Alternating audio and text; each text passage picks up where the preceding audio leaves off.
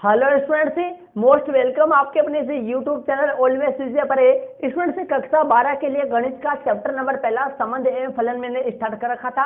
और chapter number पहले के इससे पहले 28 पार्ट बन चुके थे, जिनमें मैं लगातार चलते हुए आपकी प्रश्नावली 1.4 के उदाहरण नंबर 31 तक मैंने आपको क्लियर करवा दिया था। तो स्टूडेंट चैप्टर नंबर पहले का ये पार्ट नंबर आपका 29 है, जिसमें मैं आपको आपकी प्रश्नावली 1.4 के उदाहरण नंबर 32 से इस वीडियो में स्टार्ट करने वाला हूं। इससे पहले उदाहरण नंबर 21 तक मैंने आपको क्लियर करवा दिया था। तो स्टूडेंट्स, यदि आप चैनल पर नए हैं तो चैनल को जरूर से सब्सक्राइब कर लीजिए और कक्षा 8 से लेकर 12 तक के जिनको आप जानते हैं उन तक प्रत्येक स्टूडेंट्स के पास अपने चैनल को शेयर कर दीजिए स्टूडेंट्स, क्योंकि अपने इस चैनल पे लगातार उनको कार्य मिलेगा, लगातार सिलेबस अपने चैनल पे पूरा करवाया जाएगा।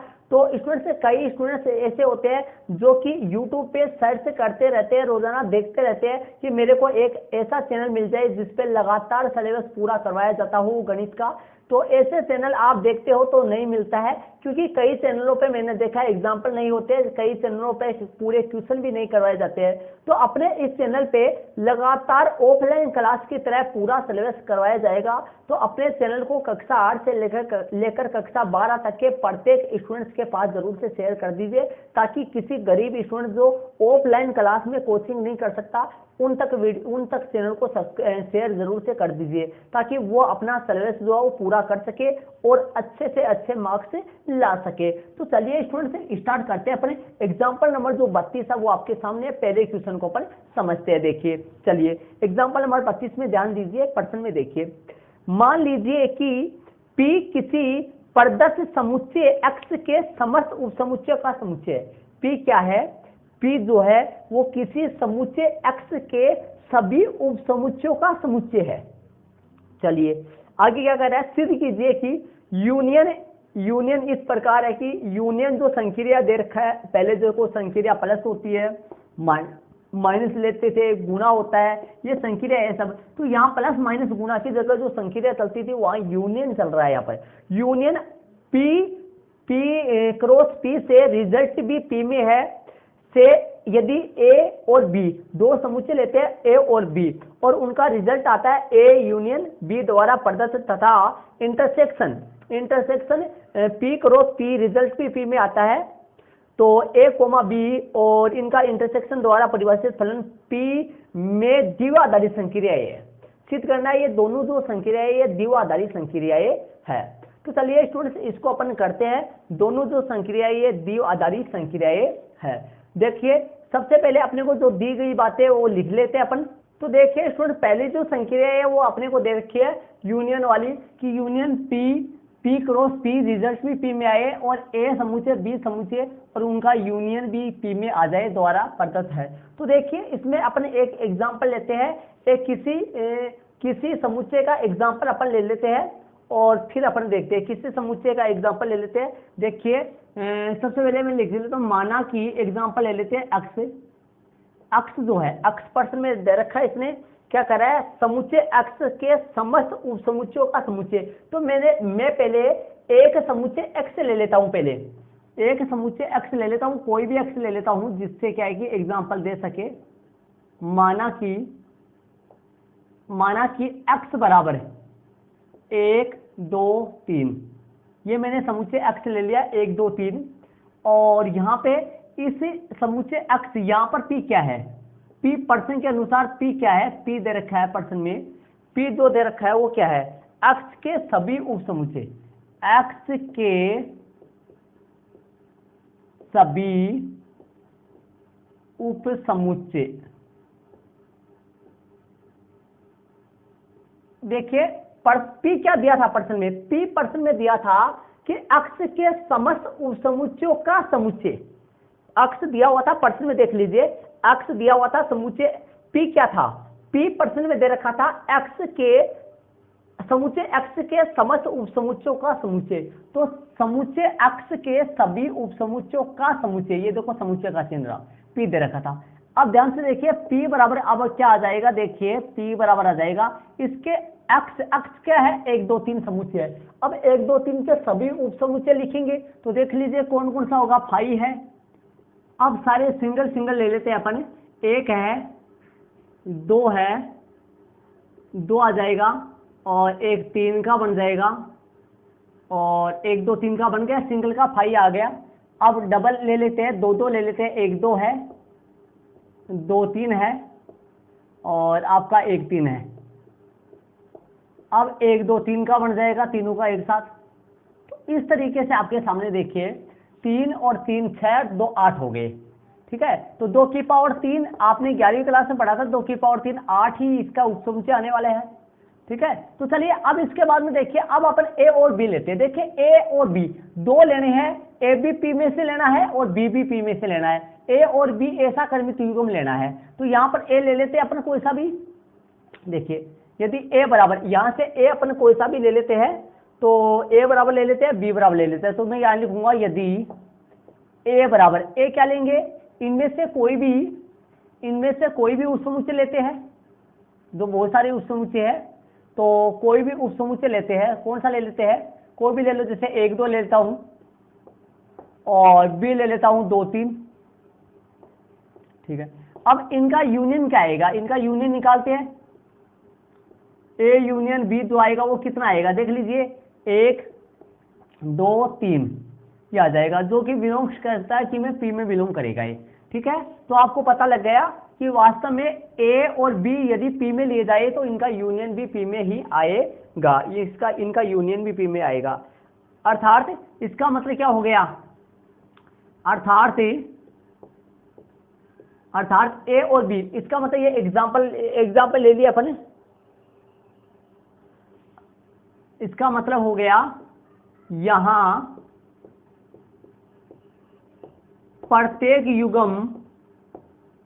प्रत्येक युग्म A comma B belongs to P cross P, A comma B belongs to P cross P हो तो A union B belongs to P होगा। ध्यान से सुनिए, यहां प्रत्येक युग्म ए कोमा बी यदि पी क्रॉस पी में से लिया जाए, पी क्रॉस पी में से लिया जाए, तो इनका यूनियन भी किस में आएगा, इनका यूनियन भी पी में ही आएगा। इनका यूनियन जो है वो भी आपका पी में ही आएगा। और जैसे यहां पर आ रहा है, देख लो पी में आ रहा है, तो अतः वाली लाइन अपन लिख देते हैं। इससे ये साबित हो गया कि वास्तव में ये फलन है। क्या है, ये फलन का काम कर रहा है, और परिभाषित फलन भी अपन लिख सकते हैं। तो अतः वाली लाइन में लिख सकते हैं अब कि अतः यू जो है, यूनियन जो है वो समुच्चय किसमें, पी में, समुच्चय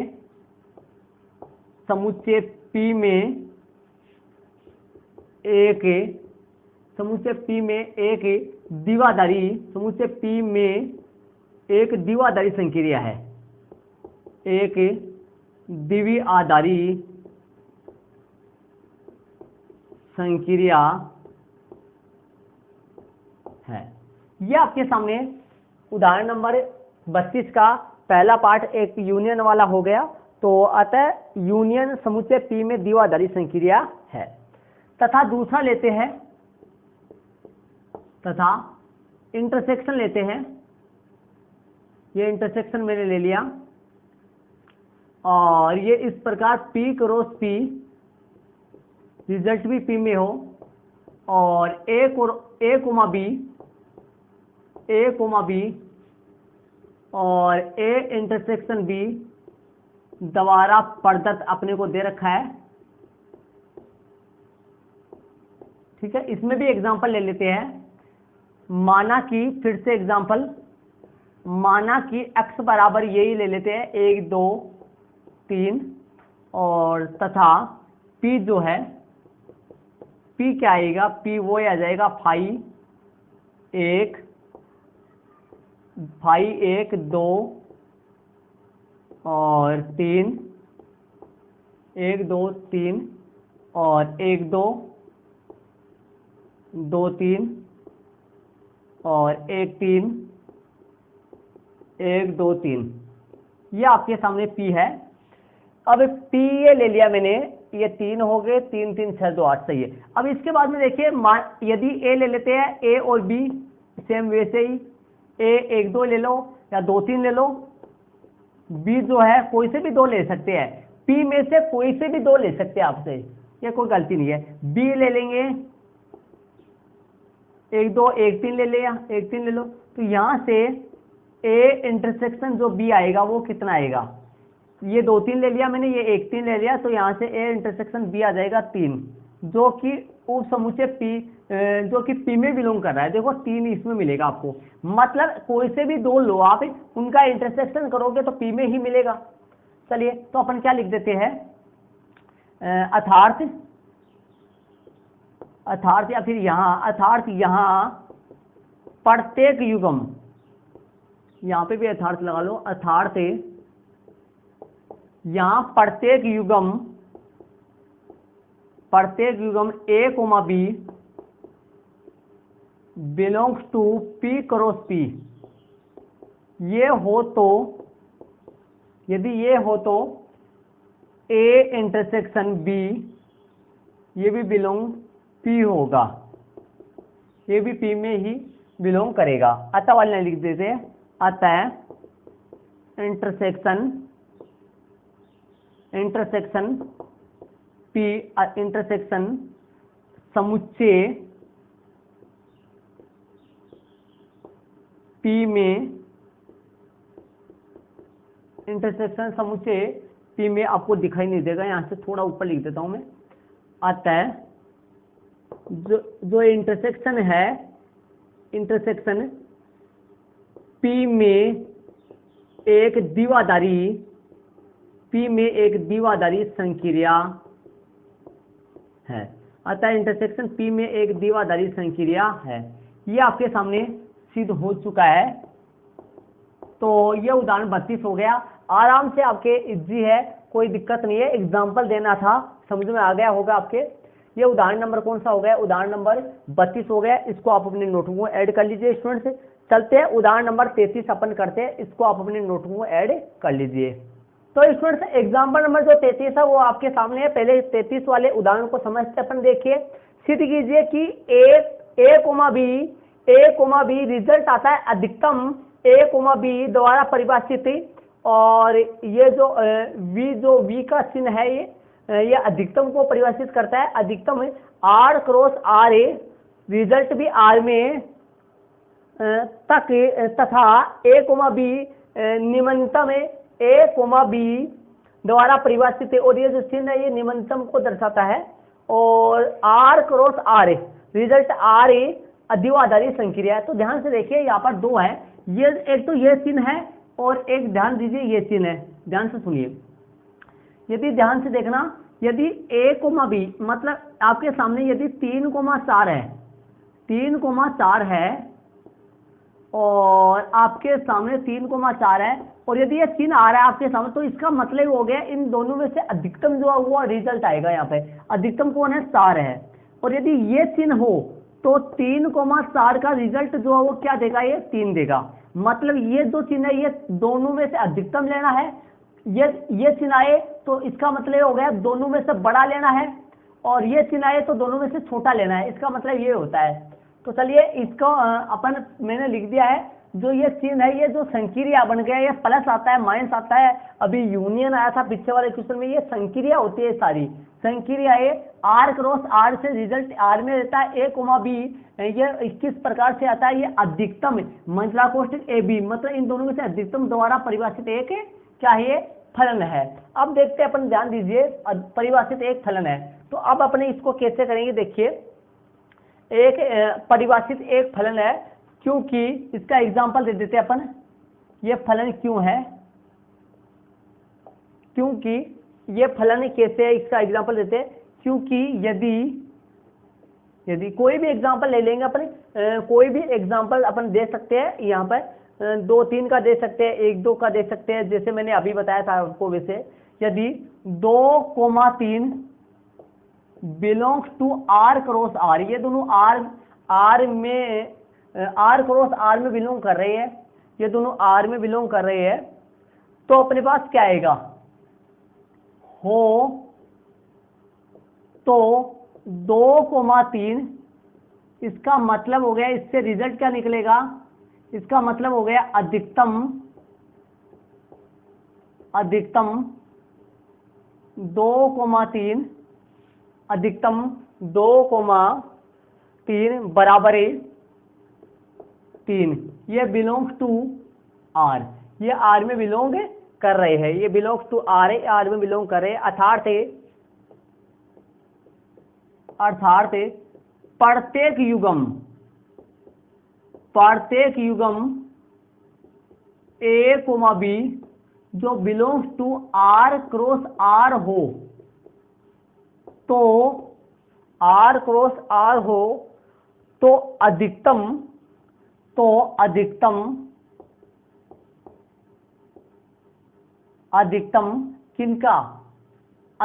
किनका ए कोमा बी ये बिलोंग्स टू आर ही होगा, मतलब ये भी आर में भी बिलोंग करेगा, ये भी आर में ही बिलोंग करेगा। अतः ये जो चिन्ह है, ये अधिकतम का जो चिन्ह है, ये समुच्चय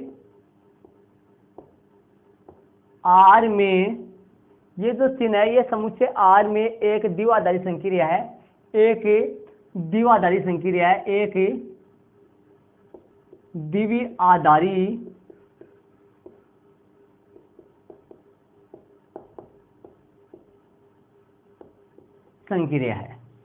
आर में एक द्विआधारी संक्रिया है। तथा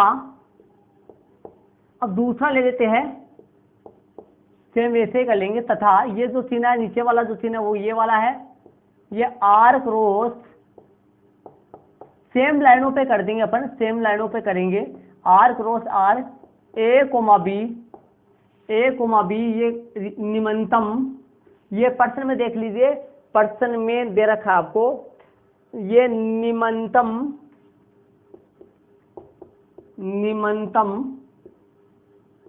ए कोमा बी द्वारा परिभाषित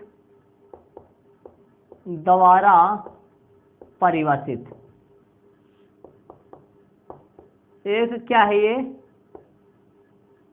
द्वारा परिभाषित एक फलन है, द्वारा परिभाषित एक फलन है। अब अपन क्या लिखेंगे, क्यों फलन है, इसका रीजन देना है अपने को। क्योंकि यदि ये एग्जांपल ले लो, यदि 2,3 belongs to R cross R हो, तो 2,3 ये जो है ये निम्नतम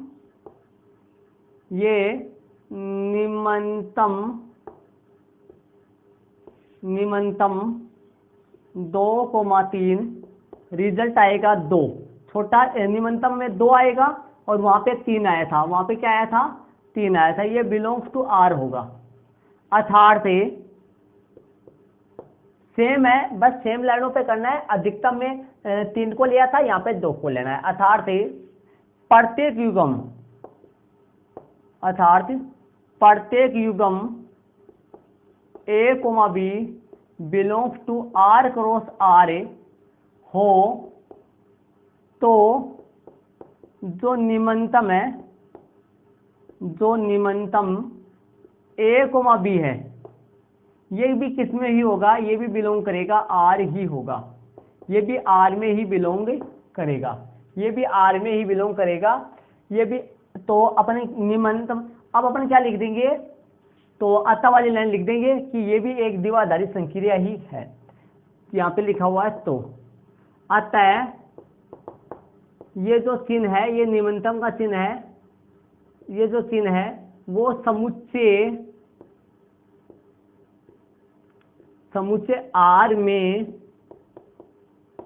एक द्विआधारी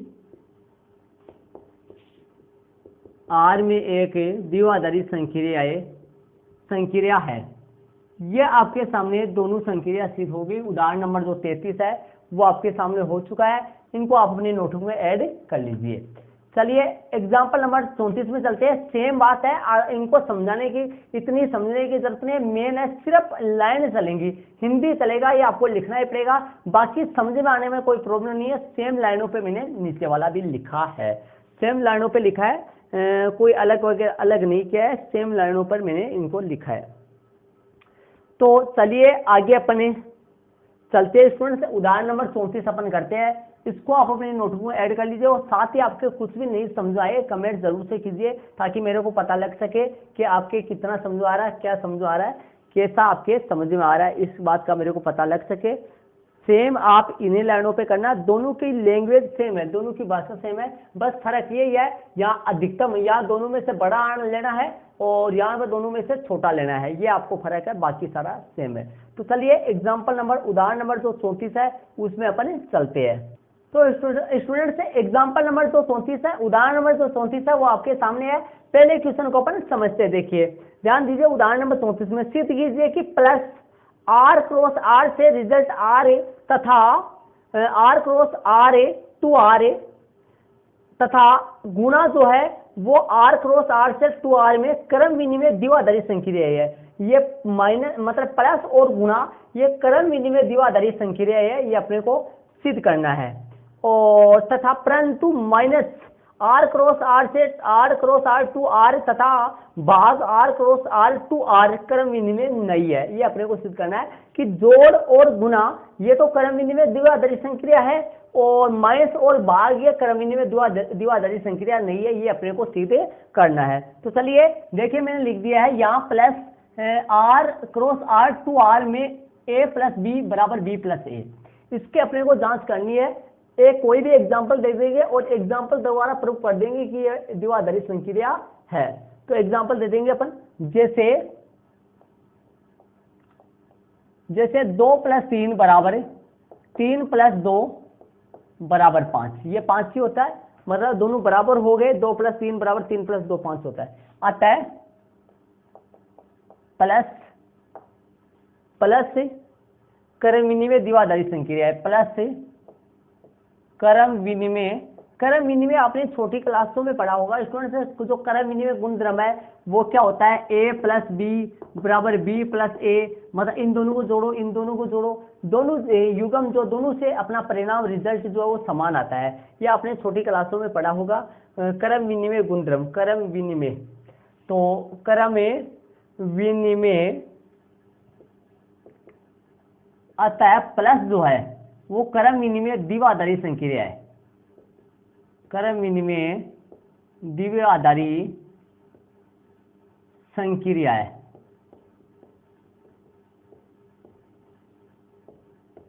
क्रम विनिमय द्विआधारी संक्रिया है। चलो आगे अपन लेते हैं, अपन माइनस लेते हैं, गुणा लेते हैं तथा गुणा R cross R to R में a गुणा b बराबर b गुणा a। जैसे एग्जांपल ले लेते हैं अपन, a क्रॉस b गुणा बराबर b क्रॉस a। एग्जांपल अपन ले लेते हैं, कोई भी एग्जांपल अपन ले लेंगे। जैसे 2 गुणा 3 बराबर 3 गुणा 2, 3 गुणा 2 बराबर 6, तो यहाँ बराबर आ रहा है। अतः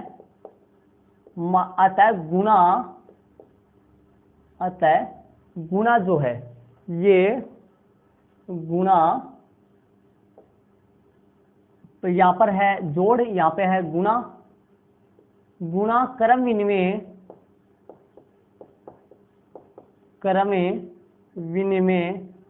द्विआधारी,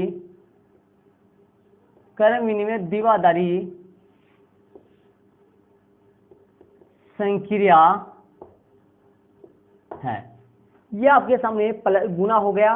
गुणा जो है वो क्रम विनिमय द्विआधारी संक्रिया है। आपके सामने क्वेश्चन है, देख लो। जोड़ और गुणा को तो अपने को दिखाना था क्रम विनिमय द्विआधारी संक्रिया, जोड़ और गुणा को, जोड़ और गुणा जो है यहाँ पर क्रम विनिमय द्विआधारी संक्रिया है। तो चलिए आगे अपन जांच करते हैं किसके लिए, परंतु माइनस और भाग के लिए। तो लेकिन आगे देखिए, लेकिन जो माइनस है, minus R cross R to R, R cross R ये माइनस है, ये दो बिंदु है जो इस प्रकार का द्विआधारी संक्रिया में आती है। R cross R result R में R cross R result R में A minus B not belongs to B minus A होता है, क्योंकि एग्जाम्पल के तौर पे दे देंगे, मतलब ये दोनों बराबर नहीं है, इसका ये प्रूव करना है अपने को, ये प्रूव करना है कि ये दोनों बराबर नहीं है। जैसे अपने पास एग्जाम्पल ले लेंगे ए माइनस बी और बी माइनस ए का कोई भी एग्जाम्पल ले लेंगे। जैसे 2 माइनस 3 बराबर माइनस 1 आता है, और लेकिन 3 माइनस 2 बराबर 1 आता है, तो मैं लिख दूंगा यहाँ 2 माइनस 3 नोट इक्वल 3 माइनस 2, ये बराबर नहीं है, ये इसके बराबर नहीं है, ये दोनों आपस में क्या नहीं है, बराबर ही यहाँ पर है, नहीं है। अतः माइनस जो है, माइनस अपना द्विआधारी माइनस जो है वो माइनस संक्रिया क्रम विनिमय नहीं है, माइनस जो संक्रिया है वो क्रम विनिमय नहीं है। यहाँ पर माइनस संक्रिया क्रम विनिमय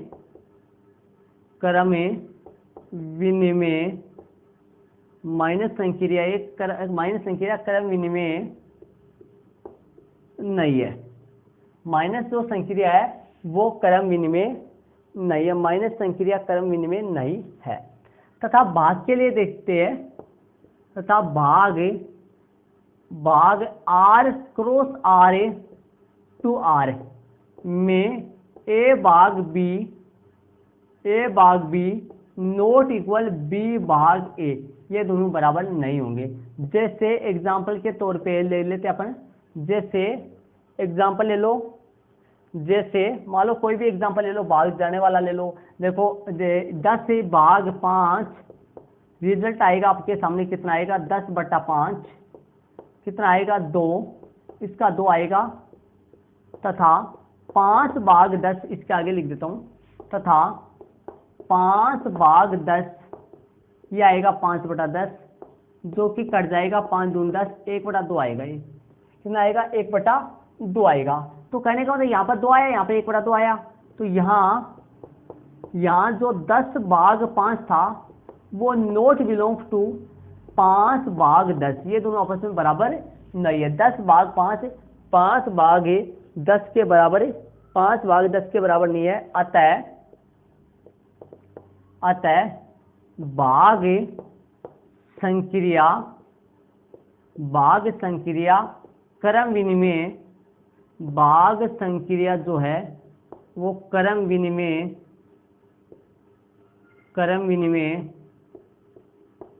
नहीं है।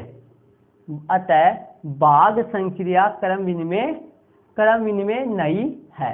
ये आपके सामने उदाहरण नंबर 34 हो गया। इसमें अपने को सिद्ध करना था कि आपका जोड़ और गुणा ये दोनों क्रम विनिमय द्विआधारी संक्रिया है, और माइनस और भाग ये दोनों क्रम विनिमय द्विआधारी संक्रिया नहीं है, ये अपने को प्रूव करना था। तो ये आपके सामने उदाहरण नंबर 34 हो गया, इसको भी आप अपने नोटबुक में ऐड कर लीजिए। तो आपके सामने ये तुरंत नॉर्मल प्रश्न है, इसमें एग्जाम्पल देना होता है, तो ये समझो आ गया होगा। चलिए उदाहरण नंबर 34 अपन करते हैं, इसको आप अपने नोटबुक में ऐड कर लीजिए। उदाहरण नंबर 34 हो गया, 35 में अपन चलते हैं। चलिए तो स्टूडेंट्स एग्जाम्पल नंबर उदाहरण नंबर जो 35 है वो आपके सामने है। चलिए पहले के क्वेश्चन को समझते हैं। सिद्ध कीजिए कि ए स्टार बी बराबर ए प्लस 2b द्वारा परिभाषित star R to R cross R A to R क्रम विनिमय नहीं है। सिद्ध करना है ये क्रम विनिमय नहीं है। तो देखिए स्टूडेंट्स क्रम विनिमय नहीं है, ये अपने को सिद्ध करना है। तो चलिए देखिए ये क्रम विनिमय नहीं है, तो सबसे पहले अपने एग्जाम्पल द्वारा कर लेंगे, इसको भी एग्जाम्पल द्वारा ही कर देंगे। देखिए यहाँ अपने को क्या दे रखा है कि ए स्टार बी बराबर ए प्लस 2b अपने को दे रखा है। तो एग्जाम्पल ले लेते हैं, अपन उदाहरण ले लेते हैं, एग्जाम्पल ले लेते हैं। यदि 2 स्टार 3 इसका रिजल्ट आएगा 2, एक ही जगह 2 है, प्लस 2 का 2, एक ही जगह 2 है, 2 ये चल रहा है, बी की जगह 3 है। तो इसको हल करेंगे तो मेरे पास आ जाएगा 2 + 6, तो इसका रिजल्ट जो आएगा मेरे पास 8 आ जाएगा। कितना आ जाएगा 8 आ जाएगा। तथा इसका जो क्रम विनिमय क्या होता है 2 स्टार 3 बराबर 3 स्टार 2। तो यहाँ पर 3 स्टार 2 का मान निकाल लेता हूँ, कितना आएगा 3 का तो 3 आएगा, प्लस का प्लस आएगा, 2 का 2 आएगा, 2 ही लास्ट में आएगा। यहाँ पर देखिए ए का मान 3 है, प्लस वैसा का वैसा 2 वैसा का वैसा आएगा। बी की जगह भी 2 है, बी की जगह कितना है 2 है, तो 2 दूनी 4, 3 प्लस 4 तो ये आ जाएगा आपके सामने 7। तो मैं यहाँ लिख देता हूँ, यहाँ 2 star 3 not belongs to 3 star not equal 3 star 2, मतलब कि 2 स्टार 3 का मान है वो 3 स्टार 2 के इक्वल बराबर, 2 स्टार 3 का मान है वो 3 स्टार 2 के बराबर नहीं आ रहा है। अतः जो स्टार संक्रिया है वो आर में क्रम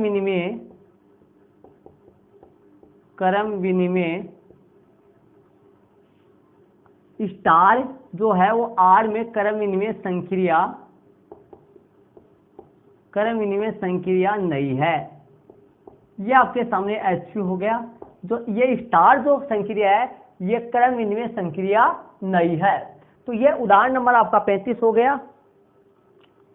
इसको आप अपनी नोटबुक में ऐड कर लीजिए स्टूडेंट्स। 35 वाला एग्जांपल हो गया। कोई भी इसकी जगह आप कोई सा भी उदाहरण दे सकते हो, ऐसे जरूर नहीं ये एग्जांपल दो, कोई भी एग्जांपल आप दे सकते हो। चलिए उदाहरण नंबर 35 हो गया। 36 वाले एग्जांपल में चलते हैं। तो उदाहरण नंबर जो 36 है वो आपके सामने स्टूडेंट्स, पहले क्वेश्चन को अपन समझते हैं। पहले 36 वाला एग्जांपल आपके सामने है। क्वेश्चन देखिए पहले क्या कर रहा है। सिद्ध कीजिए कि आर में योग तथा गुणा शास्त्रीय द्विआधारी संक्रिया है, परंतु योगकलन तथा भाग आर में शास्त्रीय नहीं था। देखिए स्टूडेंट्स, क्रम विनिमय अपने को सिद्ध करवा लिया है। ऊपर जो उदाहरण नंबर अपना 34 था उसमें जोड़, बाकी, गुणा और भाग के लिए अपन चारों के लिए क्रम विनिमय की जांच करे थे अपन, जिनमें जोड़ और गुणा जो क्रम विनिमय था लेकिन माइनस और भाग नहीं था। ऐसे यहाँ पर शास्त्रीय के लिए भी चारों के लिए अपने को जांच करनी है, सिद्ध करना, प्रूव कर लेना है कि वास्तव में आर में जोड़, योग और गुणा शास्त्रीय द्विआधारी संक्रिया, परंतु योगकलन तथा भाग आर में शास्त्रीय नहीं है। तो चलिए देखते हैं इसके लिए। यहाँ आर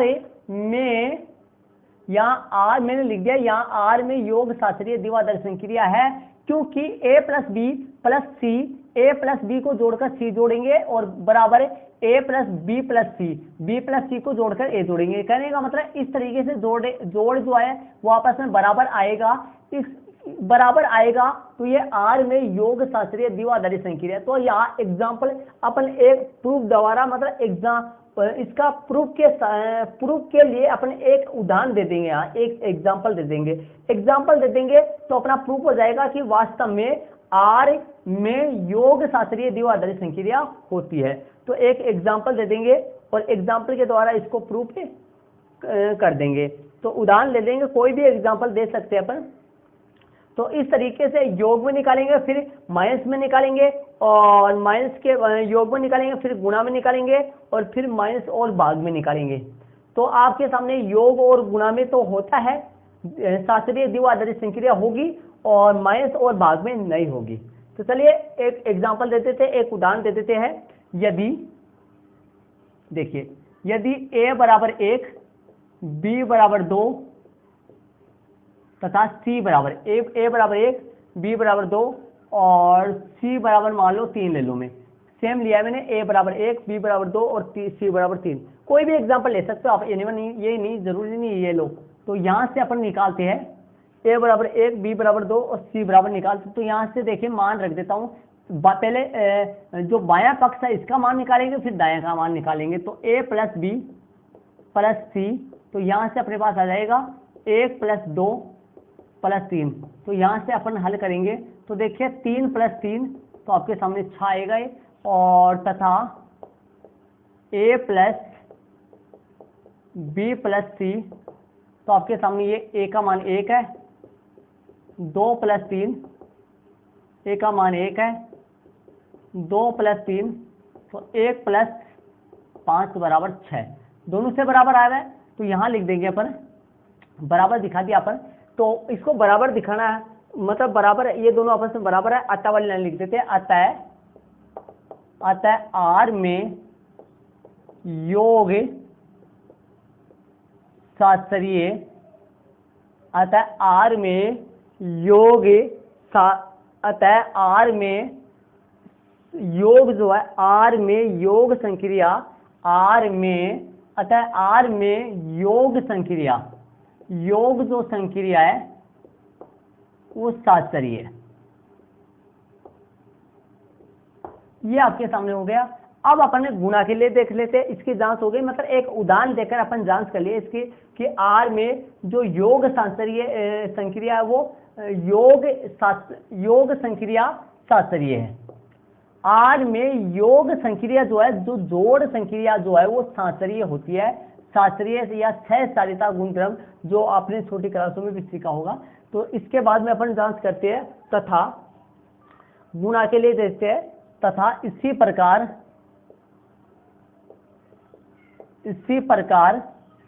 तथा इसी प्रकार आर में गुणा सातचर्ये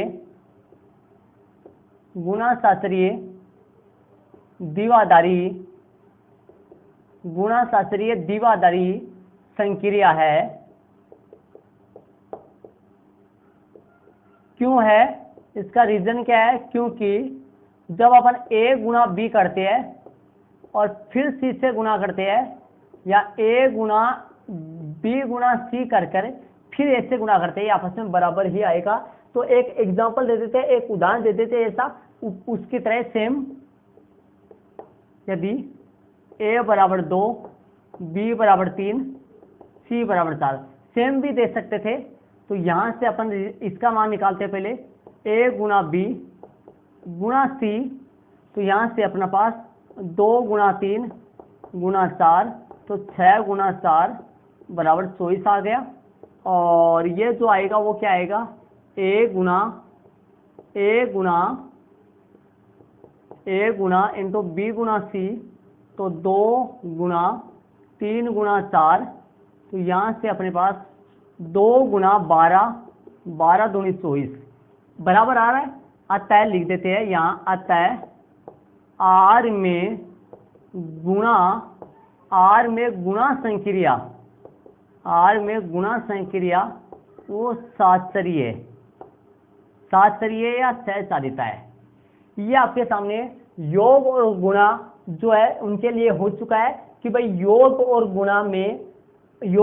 गुणा संक्रिया जो है वो सातचर्ये होती है आर समुच्चय में। अब अपने लिखते हैं योगकलन, मतलब बाकी और भाग के लिए करते हैं, परंतु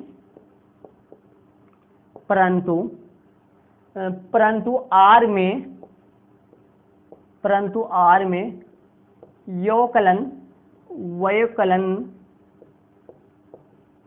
मतलब पर्सन में अंतर भी दे रखा है, वो देख लेंगे अपन क्या दे रखा है।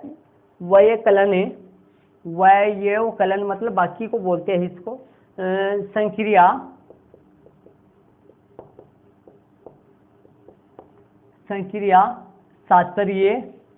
सातचर्ये नहीं है, सातचर्ये नहीं है। क्योंकि देखिए a minus B minus C not equal a minus B, इस मतलब a में से b घटाए इनका ब्रैकेट, फिर c घटाए, या a में से b माइनस सी घटाकर फिर a में से घटाए, ये आपस में बराबर नहीं होता है, ये आपस में बराबर नहीं होता है। एग्जाम्पल ले लेंगे, उदाहरण ले लेंगे, उदाहरण लेकर अगले को बताना है कि वास्तव में ये है, एग्जाम्पल द्वारा बताना है। जैसे यदि लगा देते, यदि a बराबर 2, b बराबर 3, c बराबर 4, सेम पहले की तरह ले लिया मैंने, सेम ले सकते हैं। तो यहाँ से अपने पास पहले निकालते हैं a माइनस बी माइनस सी के लिए, तो यहाँ से देखिए 2 माइनस 3 माइनस 4, तो -1 और -4, यहाँ से -5 निकल के आ गया। और दाएं वाले का निकालते हैं, राइट वाले का निकालते हैं। राइट में है a माइनस बी माइनस सी, तो यहाँ से 2 माइनस 3 माइनस 4, तो यहाँ से 2 माइनस माइनस 1, तो 2 प्लस 1 बराबर 3 निकल गया।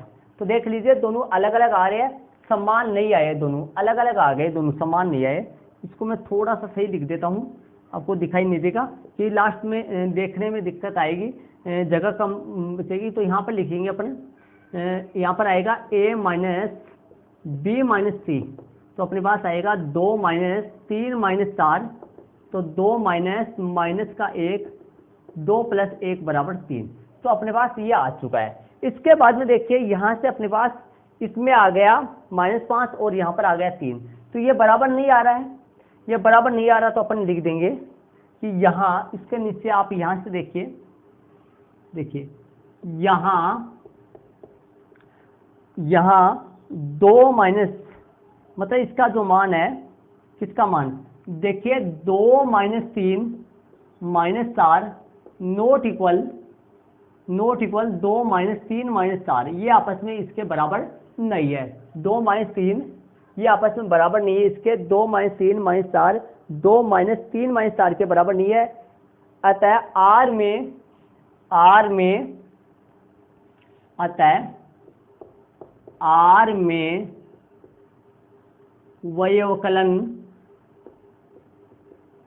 व्यवकलन संक्रिया शास्त्रीय नहीं है, शास्त्रीय नहीं है। अतः आर में व्यवकलन संक्रिया शास्त्रीय नहीं है। इसी प्रकार अपन भाग के लिए देखेंगे। भाग के लिए अपन कोई भी एग्जांपल लेकर, अभी भाग के लिए एग्जांपल देना है अपने को, इसमें एग्जांपल अपन दे रहे हैं बस, और कुछ नहीं कर रहे, एग्जांपल दे रहे हैं। तो तथा इसी प्रकार आर में भाग संक्रिया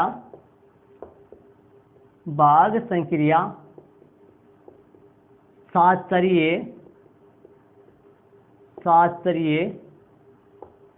इसी प्रकार आर में भाग संक्रिया शास्त्रीय नहीं है, क्योंकि लाइन सेम कर रहा हूं मैं हर बार की तरह, क्योंकि ए भाग बी भाग सी, ए भाग बी भाग सी के बराबर नहीं होता है। इसका एग्जांपल दे देंगे, उदाहरण दे देते हैं इसका, कि वास्तव में होता नहीं। यदि ए बराबर 2, बी बराबर 3, सी बराबर 4, एग्जांपल ले लेते हैं। पहले इसका मान निकाल लेते हैं। ए भाग बी भाग सी का मान निकालते हैं, तो कैसे निकलेगा, 2 भाग 3 भाग 4, तो ये 2/3 हो गया, भाग 4 है। तो हल अपन करेंगे, तो देखिए हल कितना आएगा इसका, देखिए 2/3 भाग 4, 2/3 यहाँ से हो गया, 2/3 ऐसे लिख सकते हैं इसको, भाग 4 है। अब अपन क्या लिखेंगे, देखिए 2/3 गुणा 1/4 है, इससे कट जाएगा, ये 2 आएगा, इससे कट जाएगा ये 1/4/1 था, ये कट पलट के 1/4 हो गया, तो ये आ जाएगा अपने पास 1/6। इसका मान जो आ जाएगा वो 1/6 आ जाएगा। यहाँ पर 1/6 लिखा हुआ है, आपको दिखाई नहीं देगा, 1/6 लिखा हुआ है यहाँ पर, ठीक है। ये अपने पास 1/6 आ जाएगा इसका। अब देखिए 2/3 भाग 4 है। अब अपने पास इसको पलट दिए अपन, तो अपने पास तो 1/6 इसका आ गया। अब दाएं वाले का निकालते हैं, तथा इसका निकालते हैं ए भाग बी भाग सी, तो इसके लिए निकालते हैं, तो 2 भाग 3 भाग 4, तो इसको मैं लिख दूंगा 2 भाग 3/4, 3/4। इसको हल करेंगे तो अपने पास आ जाएगा 2 गुना 4/3, जो कि हल होके 8/3 आ जाएगा। कितना आ जाएगा, 8/3 आ जाएगा। अतः वाली लाइन लिख देते हैं, अतः आर में भाग संक्रिया शास्त्रीय नहीं है। ये आपके सामने देखिए उदाहरण नंबर जो 36 है वो कंप्लीट हो गया है। तो देख लीजिए यहाँ पर अपने जोड़, बाकी, गुणा और भाग, इन सारू के लिए, सारू संक्रियाओं के लिए, इन सारू संक्रियाओं की शास्त्रीय के लिए, शास्त्रीय की जांच करिए कि जोड़ आर में, जोड़ संक्रिया आर में शास्त्रीय है या नहीं है, जोड़ संक्रिया बाकी में शास्त्रीय है या नहीं है। तो देखिए यहाँ पर जोड़ जो संक्रिया है वो आर में शास्त्रीय है। और यहाँ पर ही देखो गुना जो संक्रिया है वो भी आर में शास्त्रीय है।